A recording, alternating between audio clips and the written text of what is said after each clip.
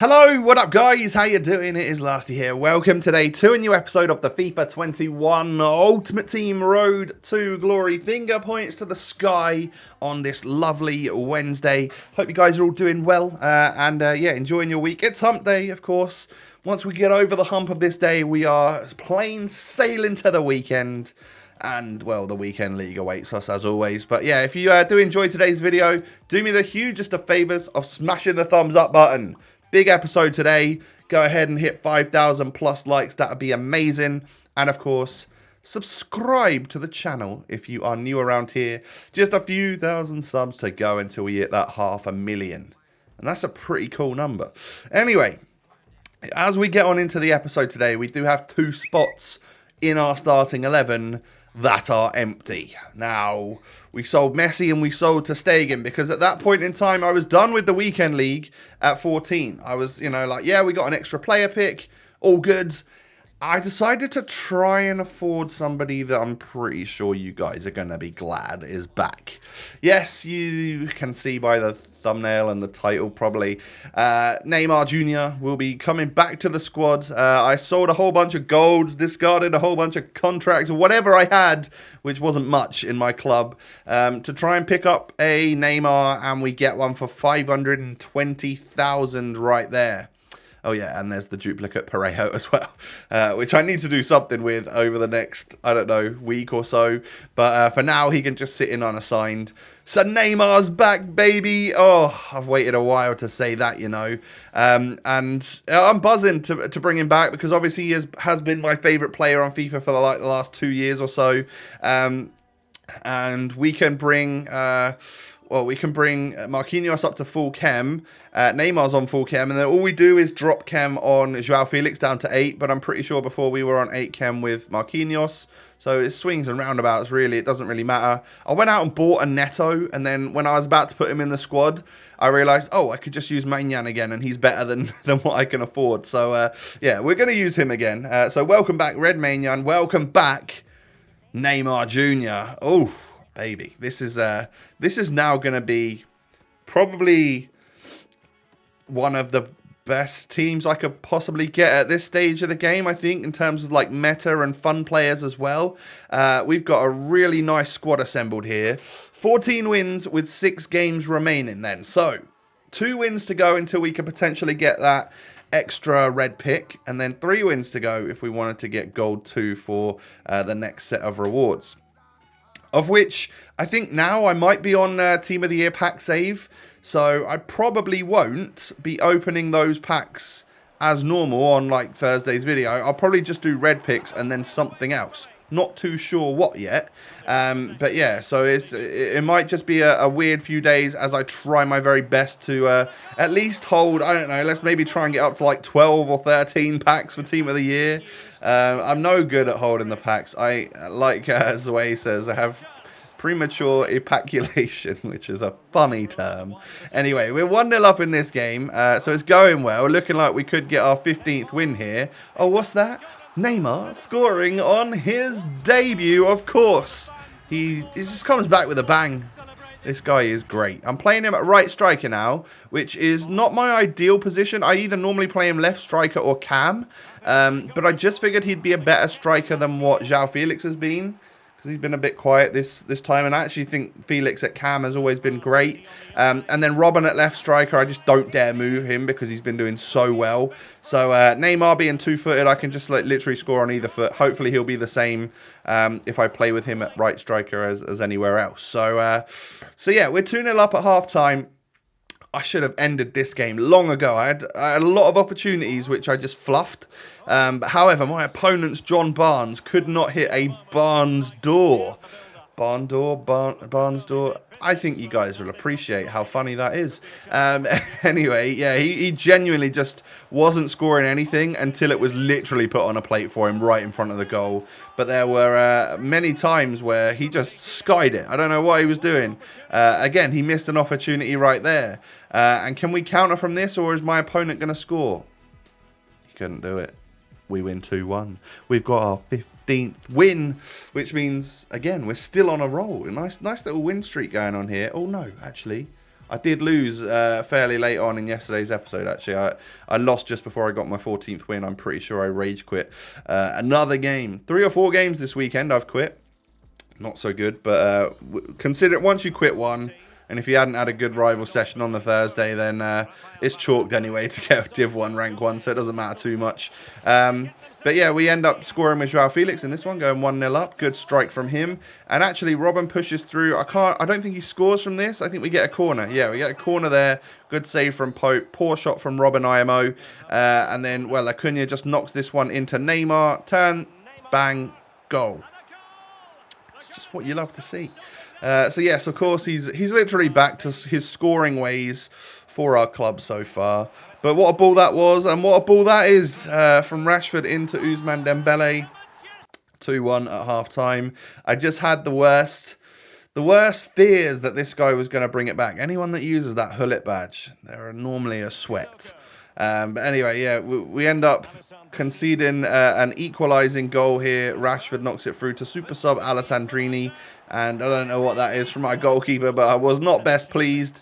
And then he does end up scoring with, it must be from this corner in the 90th minute. Literally in injury time, he wins the game. And that was a tough game that we've ended up losing in the last kick, or last head of the game. But let's face it, right? If he hadn't have scored from there, we'd have gone into extra time, potentially penalties, and again, potentially lost. Probably would have lost. This guy was better than me. I need to just admit it. He was a good player. He was better than me. So losing that game, yeah, I was annoyed to lose it right at the very end. But we go on into the next one, and you'll see why losing that game has actually ended up doing us a favour. Because if we didn't lose that game right then, we would have still been in extra time. We wouldn't have got this opponent right here, who wouldn't have rage quit at 1-0 after 6 FIFA minutes. I score with Neymar, and he ends up dashboarding the game, and I get a win. So that was quicker than if we were to get the win from the last game, going into extra time. So all about that. It turns out that one's worked out in our favour. So yeah, appreciate that guy scoring a 91st minute header against me to win the last game, because it's given us a nice easy victory in the next one. So that is now our 16th win, right? That is going to be the extra player pick. What are we going to get from the player pick? So far, we have had 85 Gaia once, and then we've had 87 Parejo, 87 Parejo. We've had 2 87 red Parejos. I wonder what we can get from our third player pick. So as you can see there, this time it's a 1 of 4, so it's like getting gold 2 or gold 1 or above or whatever, instead of 1 of 3. And the red player pick we get is... You couldn't write that, could you? Yeah, we actually ended up getting red 87 Parejo again. So as much as it would have been ideal for me to take other players so that I got extra picks towards the 86 plus, I might as well just take the 287 fodders, right? I've just got to find that. I've got to find something to use them in, or I need to discard them and then quick sell recover them. But I don't really want to waste 2 of them at this point in time with Team of the Year literally around the corner. I end up choosing the Ice Cold Stadium theme. I figured that one might look quite good. I might have to put it on, see what it looks like. And just a few of the other players that were up on the market to try and sell when we were trying to get funds for Neymar have sold. So we're actually back up to like 20k again. Club, though, empty. All right, we can't do marquee matchups. I probably can't do a puzzle SBC at this point in time. I have hardly any golds at my disposal, which is obviously a problem with potential Team of the Year upgrades and stuff coming out. Whether we're in the mud for our club right now, it might be the case. So I might need... I don't know how we can get out of this mess when Team of the Year is here and I want to open up loads of packs. But I think the safe thing to maybe do... It depends what you guys want to see. The safe thing would be to keep Neymar, at least for the next week or two, because that means I can't spend a bunch of those coins on upgrade packs, and we keep a 500k player in the squad.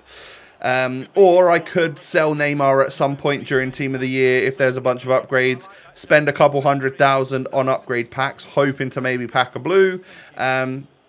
Or we can just work with what we've got, what we get over the next week or two in terms of rewards, and see if we can make that happen. the smart play is probably just to keep Neymar. If we pack a TOTY, it is probably just because our luck is in and we're going to get one no matter what. If I spend loads of money to try and get, like coins to try and get one, and we don't get one, then we're obviously way worse off than we were before. I spent quite a lot last year and ended up getting Alisson just after I'd done the goalkeeper SBC for, or the icon SBC for Van der Sar. So I then had 2 goalkeepers for the rest of FIFA. Whereas, ideally, I'd rather not pack the Team of the Year goalkeeper. I'd like to maybe pack like a CR7 or whoever gets in, one of the big ones. That would be great. But again, considering the pack luck I've had this year hasn't been immense, I can't see myself packing a blue. I feel like it gets harder and harder every year because the players are like higher and higher rated and crazier in terms of stats. So of course that just makes them even harder to pack. So I don't exactly see it happening. I don't know about you guys. Unless you spend thousands and thousands, I don't think it happens that often. But anyway, we actually got a rage quit for the final win that we needed to bring us up to 17 overall wins.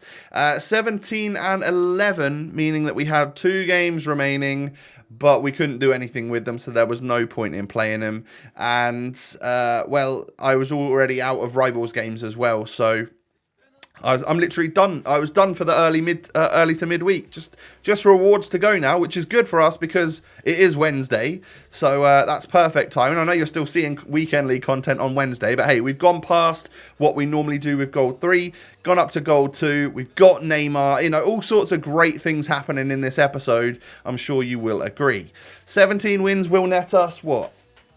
45k? Will it give us 45k as well as the rare mega packs and also the 2 red player picks, which I don't know. I reckon even somehow, if Parejo obviously isn't in form next week as well, I bet we still get 87 Parejos in our red picks. I think that is just guaranteed for me now. How am I going to open 4 red picks this week and get 3 of them be 87 red Parejo? I can't really complain because it's great fodder. But yeah, at this point it's like, oh, what do I do with them for the time being? I need some good SBCs to come out that player SBCs that I want to unlock. And I'm sure that'll happen over the next week with Team of the Year and all of that good stuff. So that was pretty much all the content I had for you. I figured that the games would have taken me a little bit longer to get up to 17, but we'd already lost so many this week that my form wasn't brilliant to begin with. So for the last couple of minutes, I know I constantly see questions about my custom tactics and what do I use. I'm a pretty average FIFA player, as you can tell by this weekend's performance, maybe slightly above average, whatever you want to call it. And these are the tactics and instructions that I use in my 4-1-2-1-2 for literally like 90% of the time. The other tactics are just like basically shove all of the sliders up to the right and go all out attack. That's just literally, I tell everyone to stay forward, go all out attack. That's when I throw the kitchen sink at people when I'm trying to get a goal back. But this is what I use for pretty much all of the time. And I know I've shown this. This hasn't changed for any of you that have been watching every day. But for those of you that are new, obviously we're gaining new subscribers every day. And I do see a lot of comments saying, can you remember the last time Lasty showed his custom tactics?